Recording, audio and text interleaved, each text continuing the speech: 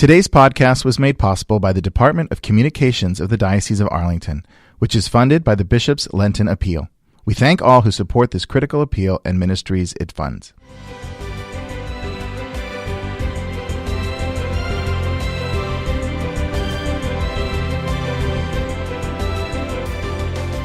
You're listening to Searching for More, a podcast of the Diocese of Arlington.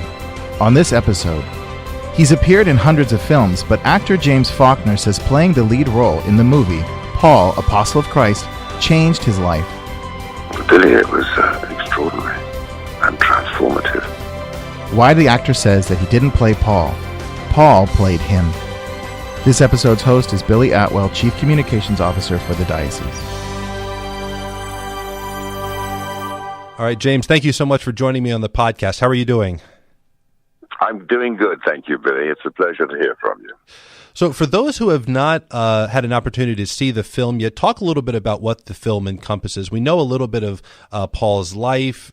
He was a real, almost a villain of the church at one point before he had his conversion, but this takes place a little farther down the line. Talk about what of the timeline of Paul's life the movie includes.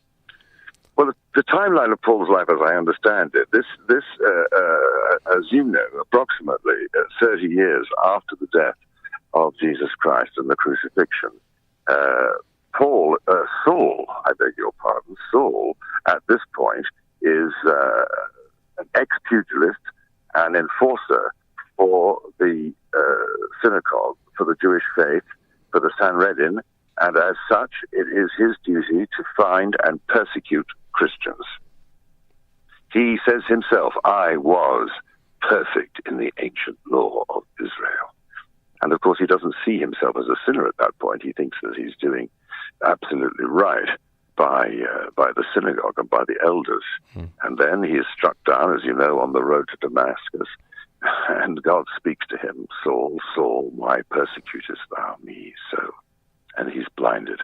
And he's taken to the house of Ananias, and eventually after 3 days he gets his sight back, and he spends another 7 years preparing for the ministry. He doesn't know what it is that he will be given, and the task that he's undertaken. And then he spends approximately the next 30 years of his life traveling the Eastern Mediterranean and taking the message of Jesus Christ out to the secular and to Jewish people, and converting them to the Christian faith. And during this period, a period of extraordinary hardship, he's twice shipwrecked, once on Malta.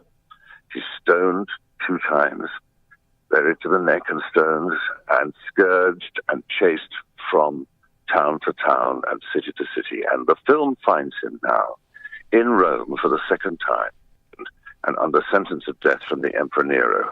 And this is approximately the last 10 days of his life. These are the very, very dark days of the early church. Now, how were you approached about playing this role, and what was your initial reaction? Well, the true story is I had driven back to London from Gloucestershire, where I had been filming all night on a night shoot with a dog that tried to bite me. So we went until dawn because the dog was proving rather difficult to train, to organize, and to execute his duties on the set. So I'm very tired. I get back to central London, where we have an apartment. My wife was not with me at the time. She was in the south of France, where we largely live. And so I made myself a very light and lazy supper of smoked salmon and a good white burgundy, Billy.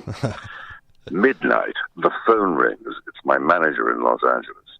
James, what's your availability? I said, well, as of about 5 hours ago, I am entirely at your service. He said, don't go away. I'll be back to you in 10. So he rings me back in 10. He says, I have an offer for you to play Paul in the film Paul, Apostle of Christ. It's something that I've been tracking for you for months. It's a wonderful role and will make a wonderful film. The script is on your email. Read it as quickly as you can and come back to me. Well, naturally, I poured myself another glass of good white burgundy, and I sat down and I read the script. Finished it in tears, called him straight back. I said, it's just a wonderful role, and I have to play this. It's very frightening, very alarming. I really had no idea just how important Paul is to the church, but there's a clue in London in that St. Paul's Cathedral is very, very big. Wow. And so he says, you have 3 days to be in Malta. Go home tomorrow. You will be in Malta in 3 days' time. The production office will communicate with you, and you'll go there for 3 days for fittings and for rehearsals. So I went home to the south of France. I was picked up by my other son. Today I'm being driven by my son Leo in Los Angeles. I was picked up from Nice Airport by my elder son Guy, and I told him a little what was going on. I said, but when we get home, just say absolutely nothing to Mum, okay? So I would get home to my place in the south of France, and my wife Kate says to me, darling, it's, would you like a cup of tea? I mean, ordinarily, an Englishman has to, as the foot falls through the door and needs a cup of tea to revive him. I said, no, I don't want a cup of tea. Open a bottle of champagne. Oh my goodness, what's going on? I said, well, you won't believe this, but I'm going to play Paul in a new film, Paul, Apostle of Christ. It's the title role. It's a fantastic part. And I've got a great deal of work to do over the next few days, and frankly, it's very alarming. So I then fly to Malta and undergo my fittings and what have you, and rehearse with Jim Caviezel and with Olivier Martinez, who plays the governor of the prison, of the Mamertine prison, and Jim Caviezel, as you know, plays Luke in the film. And I said, well, what I really need is a table read. If it's possible, could you assemble everybody who's in the film, bring them in early for the afternoon, and let's all read this together, because I want everybody to have a sense of company.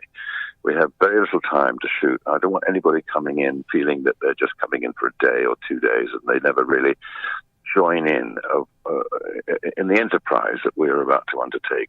And the production company duly obliged, and everybody sat around the table and we read it together. John Lynch and Joanne Whalley and Olivier Martinez and Jimmy Caviezel and everybody that was in the film that was available. And then I went back to the south of France. We already had arranged some house guests who were staying, so my time was not my own. And there was, however, coming to stay a leading casting director from London who was visiting family in Provence. And she said, you're learning lines, James. What are you doing? I said, well, I'm going to be doing this new film, Paul, Apostle of Christ. Oh, marvelous. She said, what are you playing? I'm playing Paul. You? I said, yes. Well, you have to understand that in order to play Paul, you must know what sin is. You must know what it is to persecute people. And indeed, I read a review this morning that said, which was very, very flattering, it said, this is an inspired piece of casting to cast an actor who is known for playing the most difficult and the harshest of men. And that's what he brings to Paul, because that was Paul. Yeah. And yet he finds a simplicity and a humility in this role. And that's absolutely true. Billy, I didn't have time to do a huge amount of research. I spoke to a couple of wise friends of mine. I knew my New Testament. I knew the Acts of the Apostles, and I read Paul's letters because he's speaking directly. One gets some form of an insight into his feelings towards the end of his life. And there wasn't time for me to do too much thinking, for the actor to do too much thinking about the role. So in a sense, I didn't interpose myself, the actor, James Faulkner, between me and the role, and I just allowed the text and the story to carry me along. And my director, Andrew Hyatt, who's also the writer of the film, and he had sent me a very long letter when I was in France learning my lines, and he had given me a blueprint on what he wanted and what he expected from me in order to bring Paul to life. And he used a rather interesting portmanteau word, comfortability, which I found rather difficult because that's not really what we know of Paul. We know he was quite a difficult man, but then you have to spend so much time with him and you have to look into his eyes and you have to see his truth and his commitment and his faith. I read somewhere that you said that Paul played you, and I'm reminded of this now because of the way you're describing this, because it seems like initially you take on a role and you want to become Paul, but then you said that almost a point Paul played you. How did that come about, and what did that feel like? Billy, it was extraordinary and transformative. I deliver the role very, very simply, but somehow the spirit of Paul resides in me. I mean, I guess you have to accept that an actor, I've been doing this a very long time, Billy. You know, I've been 48 years a professional actor, and so the muscle of imagination is well used, and the character, the personality of this man is so strong that it instantly awoke in me an understanding, and I allowed that to carry me. And if I needed help in terms of a faith-based question or a scripture-based question, I had obviously my director Andrew and indeed Jimmy Caviezel to ask. Jimmy Caviezel is much more devout than I, but at least I was brought up an Anglican from as a boy, and at various boarding schools. I was always in the choir, so I was present at every service, and we would have 2 a day. So I knew the Testament well, and I remember at age 4, one of the very first stories I learned was the conversion of Saul. And I still have that picture in my mind. Those rather simple illustrations from a child's introduction to the Holy Bible. And now I'm playing it, and it just coursed through me, and I saw the film properly for the first time yesterday, and I don't know myself. Wow. Wow. I remember reading a lot about the production process of The Passion of Christ. Obviously, Jim Caviezel was the lead in that. You're the lead in this one. And how during that production process, a lot of the people involved said they almost felt what they were doing was almost a sacred act, representing the death of Christ and obviously his then resurrection, that it became more than a film process. Obviously, this taking on this role has had a profound impact on you. When you were in the production process, what did you feel on set? What was the mood of the rest of the cast and the production crew with regard to telling the story? Well, Billy, I'm a professional actor taking a role. The people I'm working with, the crew, are professional crew people. They're shooting another film. But it became much more than that. And I've never known so much concentration on a set, in and around the actors and what we were doing. I mean, I think it's important to note that the producer and the director and writer were both schooled in the Catholic faith and well schooled. So one was supported by a great deal of love and understanding. And that permeated its way through the set, and the crew were, I wouldn't say reverential. I mean, there is stuff to move, and we had a 2-hour movie to shoot. Well, it comes out in 1 hour and 47, I think, in the end, in 24 days. It's very little time for what is actually, in some senses, an art film. I mean, the film is described and as a faith-based film, which Billy has become something of a pejorative for a secular audience, and it is more than a faith-based film. It just so happens that Luke bribed his way into the Mamertine and persuaded Paul to tell the story of his life, and took it down.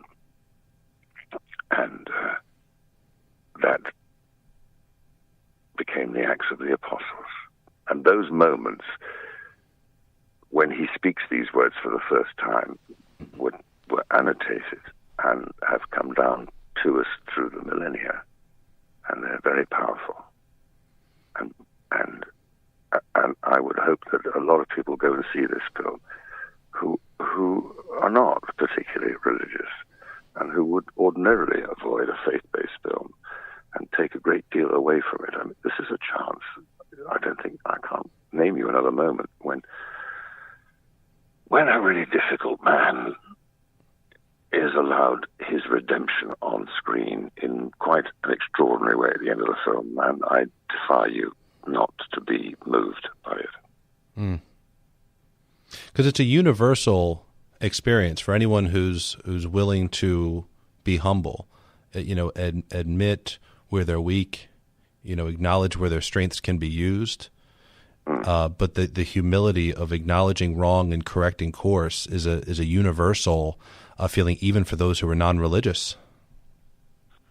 It is, and this is a very good time to reaffirm that. Absolutely. To our amazement, people are still persecuted for their faith, and they are put to death for their faith, Billy, now, in 2018. There was a for my last question, because I know your time is very precious, especially as of late. But I wanted to ask, for someone who's interested in acting, so you've had many years in this business. You've been a professional actor. Amazing. I managed to survive and stay current. That's the extraordinary thing. I don't know if "survive" is a word. I think "thrive." I mean, the roles you've taken on have just seemed to be getting bigger, bigger. Now you're in the Bible, so you're making it big. Now I'm in the Bible. If you live long enough, Billy, you can survive the rest of them. But for those who are interested in acting and they look at Hollywood and they're not attracted by it, but they are drawn to theater, they're drawn to acting, and they look at a film like this and they're inspired because they say, those kinds of roles, those kinds of movies, I want to be a part of that. What would you say to encourage that young person to take the course, to go into that field and not be afraid, even though there might be some persecution, like you mentioned? But what would you say to encourage them despite the reasons they would have to not do it? Well, this is not a profession you should enter unless you have an absolute need to perform. You shouldn't enter the profession of an actor in the hope that you're going to get lucky and be famous and make money. It's not that. And you will be disappointed if that's what you think it's going to be. This is a craft at best, Billy. And you must love it. And you must love the joy of performing. And it doesn't matter where you do it. I mean, before I went to drama school, I was an amateur. But I would remind you that it's one of the few words with love at the root of it. That is the secret. You've got to love it. And if you love it, then it's never work to improve and to hone your skills and to improve your movement and your speech and your understanding. And you must read. And if you have the skill, you can write as well. But reading is important. I've spent my life, as a sponge, just soaking up knowledge, traveling and soaking up as much as I could to give me some understanding of the human spirit and humanity and how it reacts in any given situation. I was trained at the Central School of Speech and Drama, now the Royal Central School of Speech and Drama, largely Stanislavski-based, that is from memory. And I found it enormously useful. And I remember my movement teacher, a wonderful woman called Litz Pisk, who is considered to be the greatest teacher of movement in the 20th century, who said, "Darling, it will take you 1 year to learn how to stand on the stage and 2 years to learn how to walk across it." That's very good. And I think that's helpful. I mean, it does. I mean, Paul, at the end of his life, has been scourged so many times that he has a twisted spine and a limp. And these physical traits were noted about him. And if you've had all that training, you can just slip into it. Wow. I found the limp walking the cobbles of the letter in Malta. Wow. Any final thoughts for those that were listening about the film or about the role? Anything you would like to impart? Oh, that's difficult. Can I tell you a little story? Last Tuesday, I'm in Dallas. I was in Dallas last Tuesday, and there was an opening. It was the opening night, and there was a party after the opening night, and I went to the party, and I was there about 5 minutes, and I just needed to retreat from all the noise and all the people that wanted to meet me, or wanted to meet Paul, more likely. I slipped away to patio underneath the restaurant for a quiet moment. There's an extraordinary gentleman on that patio in a tightly buttoned jacket with brass buttons and flared jeans and a squashed top hat. A sort of Mediterranean Mad Hatter. And he says, I'd felt a noise about there. And I said, well, it's the opening night of Paul the Apostle. And he looked at me with a piercing gaze. He said, you Paul? I said, yeah, I'm Paul. He spoke Aramaic. I said, he did not speak Aramaic, actually. He spoke a secondary Turkish dialect. Nevertheless, you seem relatively well informed. And then another gentleman joined us on the patio who was part of the party and a minister. And this extraordinary gentleman who turned out to be a Lebanese Christian who'd been chased out of the Lebanon at peril of his life in 1969, had taken himself to an English public school, curiously a school not far from me that I used to play rugby against and box against and all those other sporty things that you do at boarding schools. And he said to this man who arrived, he said, are you part of the movie? And he said, yeah, well, yes, I have an interest in the film. He said, you seen the movie? He said, yes, I've seen the film. Good? He said, yes, very good. He said, I'll tell you what, he said, why don't you how much would it cost to buy 100 tickets?